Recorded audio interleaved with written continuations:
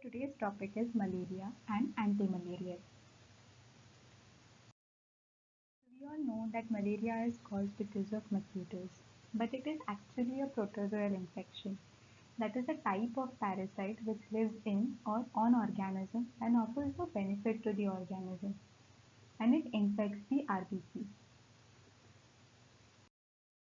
So causes and transmission.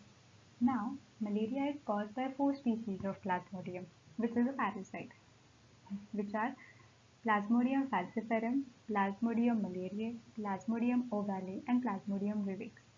Now, the Plasmodium falciparum, it causes non-relapsing malaria, whereas the other three, they cause relapsing malaria. Now, what is relapsing and non-relapsing? वो हम आगे देखते हैं. Transmission. Now, this parasite, it is present in the salivary glands of the female Anopheles mosquito. So this mosquito, it acts as a vector or carrier of this parasite. And Plasmodium, they produce gametes in the human blood, which can be taken up by this mosquito. And when this mosquito goes and bites the another human being, then it causes human to human transmission.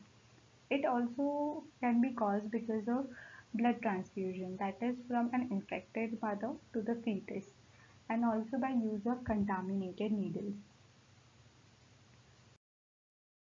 Now let us see the life cycle.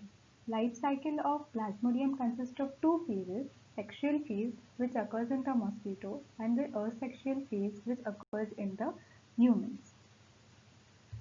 Now what happens when the mosquito it bites the human? So female Anopheles mosquito bites and it injects sporozoites into the blood. Now these sporozoites are the infective form of parasite. Then they travel to the liver and here they get converted to merozoites. And this stage is known as pre-erythrocytic or primary tissue zone.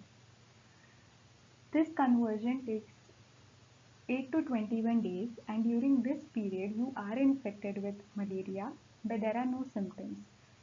And out of the total merozoites, 95% of them enter into the blood and they infect RBC. And this stage is known as erythrocytic or blood Schizon stage. Erythrocytic because RBCs are also known as erythrocytes. Now what it does to RBC is that it causes polymerization of heme to hemazone. Now this heme is an component of human blood and it is responsible for maintaining integrity, shape and size of the RBC. And this heme is also toxic to the parasite. So it converts it into hemazone. Breaking of RBC takes place due to loss of integrity, which leads to fever, chilling, shivering, which are the basic symptoms of malaria. Now, the remaining 5% of the merozoites, they enter into the other tissues. This phase is known as exoerythrocytic or secondary tissue Schizon stage. Now, here they act as a reservoir and when the 95% of the merozoites in the blood they are killed, these 5% then comes back and they enter into the blood and again causes infection, which causes relapsing malaria.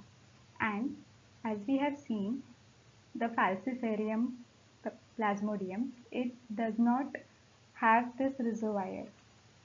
The 100% of the merozoite they enter into the blood. So it causes non-relapsing malaria, whereas the other three, they have this reservoir and have capacity to cause relapsing malaria. Now, how we diagnose it? Now, clinical diagnosis, that is when you go to the doctor, he checks your physical symptoms like fever, chilling, shivering. But these symptoms are somewhat like to that of your flu also. So, for confirmation, we do microscopic diagnosis, which uses Zemsat stain, which is a stain which particularly stains only the plasmodium. So it gives confirmation test, that is you have malaria. And next is molecular diagnosis. This uses PCR technique, that is polymerase chain reaction technique. And because of this technique, when we use this technique, it confirms the species of plasmodium which is there. Now Now let us see classification of anti-malarial drugs. So first classification is erythrocytic schizonticides. Now sites means to kill. So erythrocytic schizonticides are the drugs which will kill the parasite or the plasmodium present in the blood.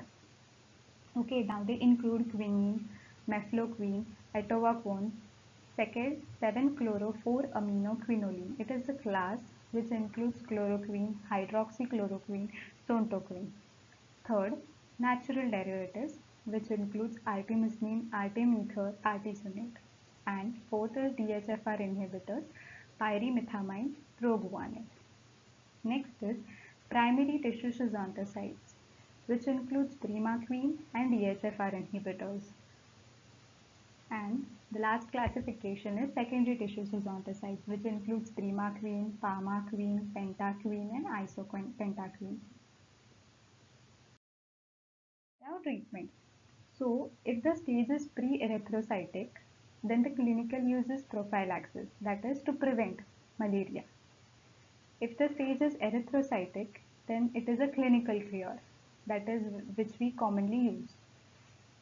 Exoerythrocytic, the clinical use is radical cure, that is complete cure of malaria. And gametocytic is prevention of transmission, that is kill the gametes.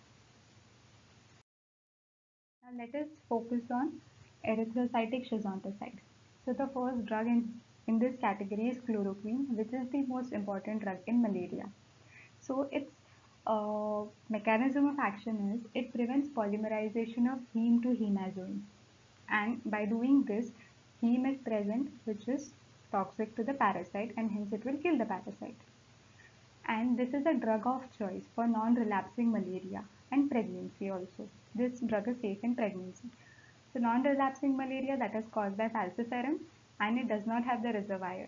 100% are in the blood, so it is easy to kill everyone and to cure malaria. So it is a drug of choice in non-relapsing malaria. Uses are rel, that is you can use this drug in rheumatoid arthritis, extraintestinal amoebiasis, lepra reaction, and malaria. Side effect. Now when you use chloroquine for prolonged time of high doses, it can cause blindness because it damages retina. The next drug is mefloquine. Now almost all the drugs after chloroquine are generally used of this category are generally used because of chloroquine resistance. So this one is also there. It is used for chloroquine resistant and it is effective as a single dose treatment. So that is a plus point. Now next is quinine. Now quinine's mechanism of action is like chloroquine and it is a drug of choice for chloroquine resistance to treat chloroquine resistance. So if chloroquine resistance is there, the second drug which we use is quinine and it is also safe in pregnancy. And its D isomer, that is quinidine, is given IV in severe cases. And its side effect is at toxic doses it causes syntonism, which shows symptoms like visual changes, hearing loss, diarrhea, etc. The next are artemisinin derivatives. These are natural derivatives and they are the fastest acting ones. Now they are natural and obtained from a Chinese herb which is named as Artemisinin annua. And artemisinin is a prodrug which is converted to dihydroartemisinin. And its mechanism of action is it generates high active free radicals that damages the parasite membrane. And artemisinin derivatives are mostly used when there is a multi-drug resistant malaria. सबको resistant है, use natural derivatives. DHFR inhibitors or antifoliate. These are slowest acting ones. And what is DHFR? DHFR is dihydrofolate reductase. It is an enzyme. Now this enzyme is involved in DNA synthesis. Okay. So and there are two drugs which are included under this category, that is pyrimethamine and proguanil. Okay. So now its mechanism of action is it inhibits dihydrofolate reductase and hence inhibit DNA synthesis.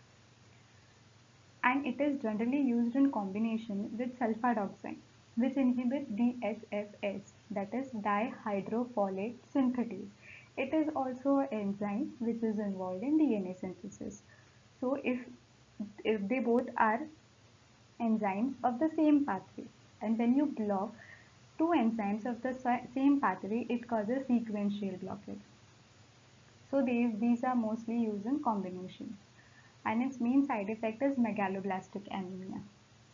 And the next drug is proguanil, which is a prodrug. It is converted to cycloguanil, and this also inhibits DHFR, which inhibits DNA synthesis. तो DNA synthesis नहीं होगा तो multiplication नहीं होगा. And इसका use is both used in chloroquine resistant malaria. The last one in this category is atovaquone. Its mechanism of action is it collapsing the parasite membrane. And proguanil, which is a DHFR inhibitor, it potentiates its antimalarial action. And it is generally used in Toxoplasma gondii infection. The next one is primary tissue schizonticides. Now in this, there are two drugs or two classes. That is, one is primaquine, which is a drug, and second is DHFR inhibitors. The DHFR inhibitors are pyrimethamine and proguanil that we have discussed. Now, the primaquine, this is the primary tissue schizonticide as well as a secondary tissue schizonticide. So it is quite an important drug because, let's see, its mechanism of action is forming redox compounds that act as a cellular antioxidant, and it is used always with blood schizonticide for radical cure of malaria, because this drug can kill the reservoir merozoites also, the reserved merozoites also. So with blood schizonticide, blood will kill the blood wala merozoites, whereas with this tissue schizonticide, the reserved one will also get killed. So for radical cure, that is, malaria will be completely cured. But its side effect is blood toxicity, and this drug is contraindicated in pregnancy. So there are only two drugs which are safe in pregnancy, that is chloroquine and quinine. Okay. The remaining drugs of the tissue schizontricides, pentaquine, parmaquine, isopentarquine, they work almost similar to that of primaquine. Now there is one more concept called as poronticides or gametocides. Now these words only say that they kill the gametes or the spores which are in the blood of the plasma, which are in the blood. Now these are the drugs which kill the gametes of the parasite and hence prevent the transmission of malaria. So they include quinine and chloroquine. Now these drugs kills gamete of only Plasmodium vivax, whereas primaquine, DHFR inhibitors, and natural derivatives kill gametes of vivax as well as falciparum.